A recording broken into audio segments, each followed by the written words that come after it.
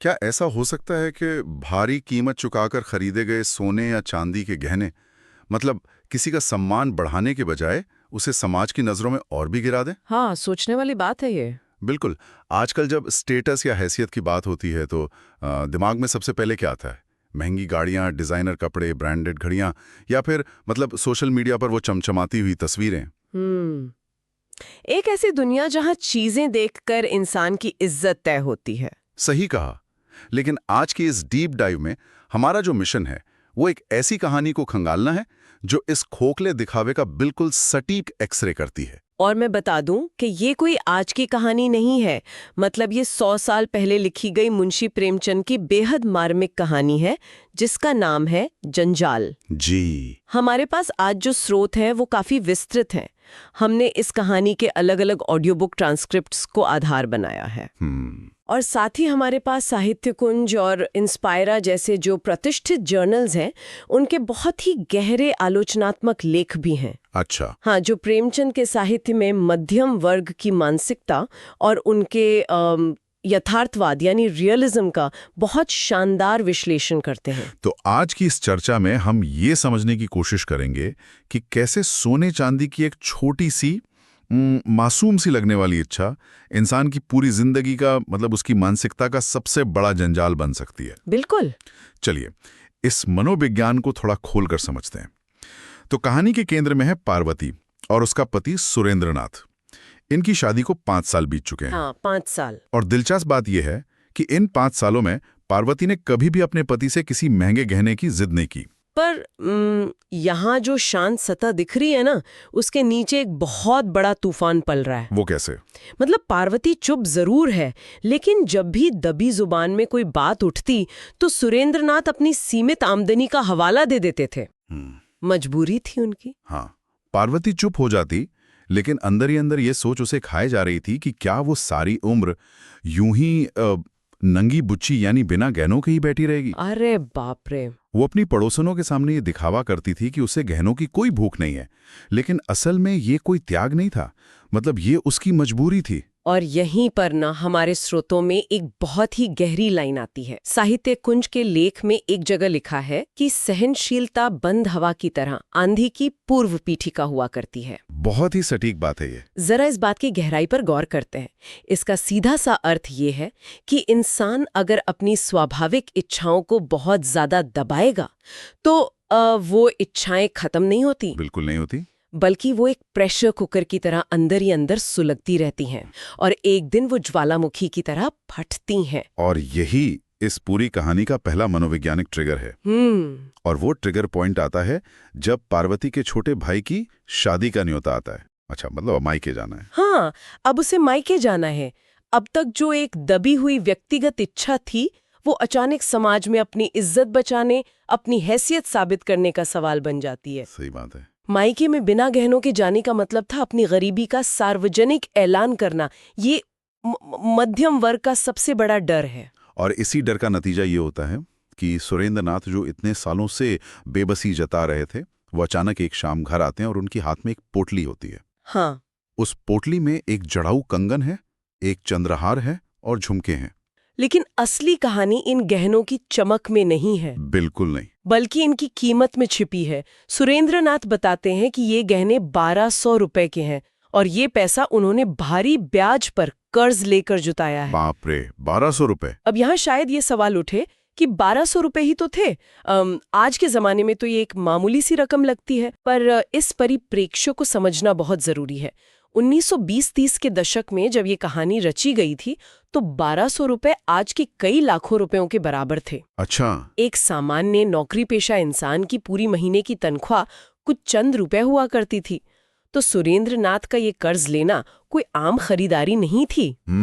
ये एक तरह का फाइनेंशियल सुसाइड था, सिर्फ इसलिए ताकि समाज में उनकी एक झूठी इज्जत बनी रहे।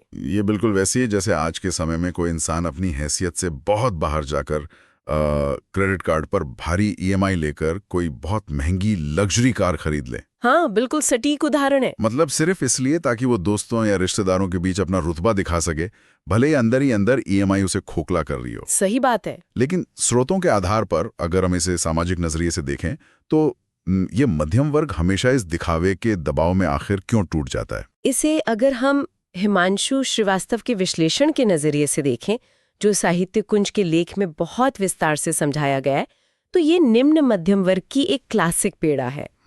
उन्होंने मध्यम वर्ग की हालत की तुलना उस गूंगे इंसान से की है जो बोल नहीं सकता पर सुन सब सकता है। ओहो। इस वर्ग की त्रासदी ये है कि इनके पास शौक और रुतबे की समझ तो उच्च वर्ग वाली होती है, लेकिन इनकी जेब खाली होती है। कड़वा सच है। और दूसरी तरफ इनके पास एक झूठा आत्मसम्मान होता है, जिसकी वजह से ये निम्न वर्ग की तरह अपनी गरीबी का रोना भी नहीं रो सकते। यानी ना इधर के रहे तो उधर के। बिल्कुल। तो इस परगेट्री यानी त्रिशंकु जैसी स्थिति में अपनी जगह बनाए रखने के लिए मध्यम वर्ग ऐसे दिखावे के जंजाल में फंस जाता है। और वो दिखावे का जंजाल इंसान की पूरी फितरत को कैसे बदल कर रख देता है, ये कहानी के अगले हिस्से में बहुत ही सटीकता से उभरता है। हाँ, वो बदलाव बहुत डरावना है। गहने मिलने के बाद पार्वती की तो जैसे दुनिया ही बदल जाती है। उसकी चाल में एक अजीब सा अहंकार आ जाता है। हाँ, वो गहने उसे खुशी कम और घमंड ज्यादा दे रहे हैं। यहाँ तक कि वो अपनी नन्ही बच्ची को भी गोद में लेने से कतराने लगती है कि कहीं उसके नए और महंगे कपड़े मैले ना हो जाएं। यही वो बिंदु है जहाँ मनोवैज्ञानिक बदलाव साफ दिखने लगता है। गहनों का वजन उसके शरीर पर नहीं, बल्कि उसके दिमाग और उसकी संवेदनाओं पर भारी पड़ने लगता है। बिल्कुल। और ये अमानवीकरण सबसे ज्यादा तब नजर आता है जब वो ट्रेन से अपने मायके जा रही होती है।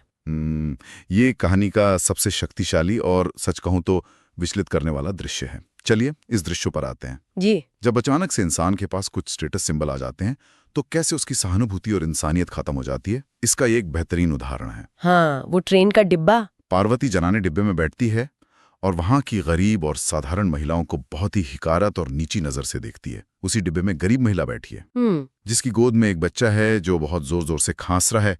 पार्वती को उस बीमार बच्चे पर जरा भी दया नहीं आती है। वो उस महिला को डांटती है कि दूसरी जगह जाकर बैठो, मुझे नींद नहीं आ रही है। और इतना ही नहीं, रात को ठंडी हवा आती है जिससे उस बच्चे की खांसी और बिगड़ रही है, लेकिन पार्वती खिड़की बंद नहीं करने देती। क्यों भला?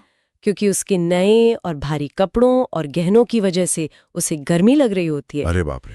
यहाँ प्रेमचंद ये स्थापित कर रहे हैं कि कैसे लेकिन साधारण है और उसके शरीर पर गहने के नाम पर एक तार तक नहीं है। पार्वती मन ही मन उस सादी महिला को देखकर सोचती है कि ये सुंदर तो है लेकिन इसके पास गहने नहीं है, इसलिए इसे समाज में कोई सम्मान नहीं मिलेगा। लेकिन वो बिना गहनों वाली सीधी सादी महिला जो करती है ना, वो पार्वती के पूरे अहंकार को आईना दिखा देता है। बिल्कुल। जब उस बीमार बच्चे की हालत बिगड़ने लगती है, उसे निमोनिया के लक्षण दिखने लगते हैं, तब वो सादी महिला अपनी जगह से उठती है। वो उस गरीब महिला से बच्चे को अपनी गोद में लेती है।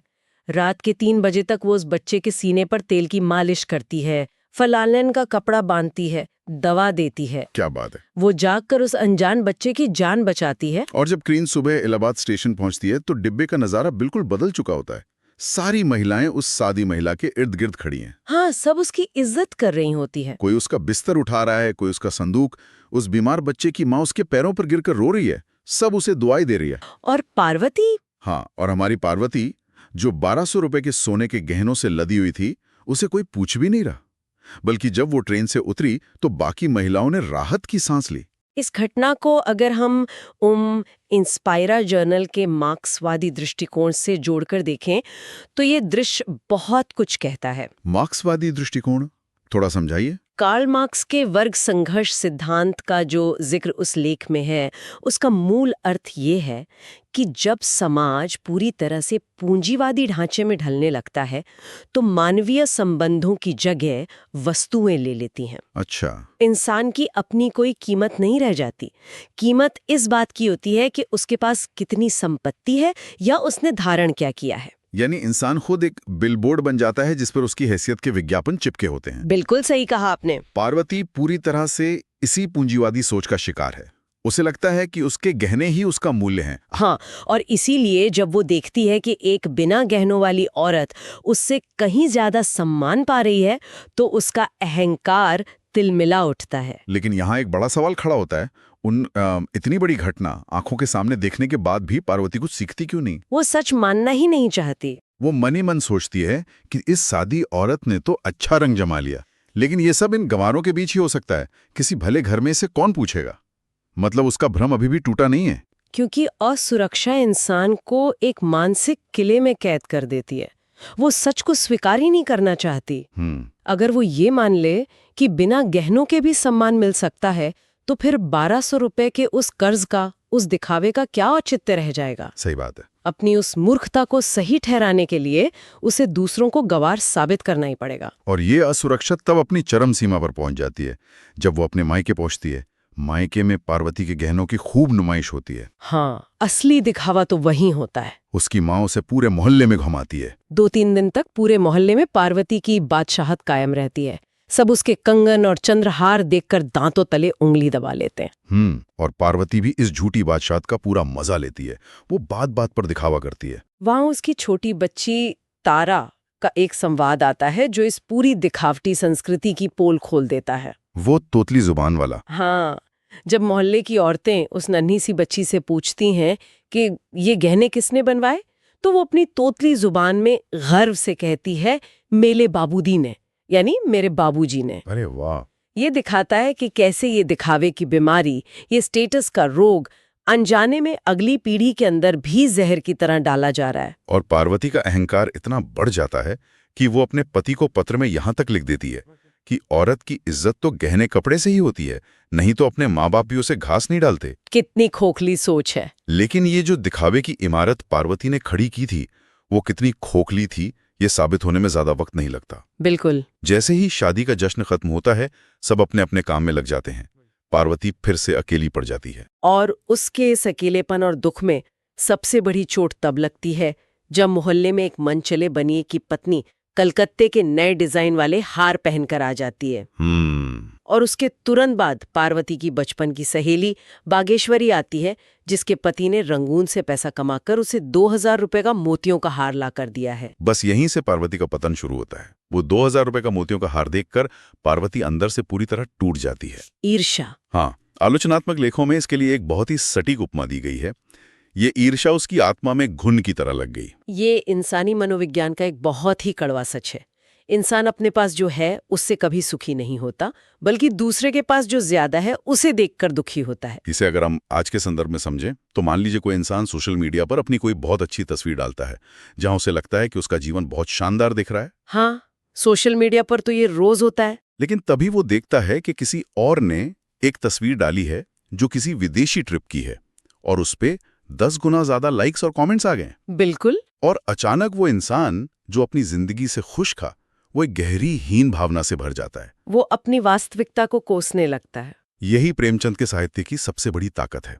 साहित्यिक हलकों में इसे प्रेमचंद का भोगी हुई यथार्थ या अ लिव्ड रियलिटी कहा गया है। Lived reality. ये उस मध्यम वर्ग की सच्ची तस्वीर है जो अपने ही रचे हुए दिखावे के जंजाल में फंसकर अपना सुख चैन, अपनी रातों की नींद खो बैठता है।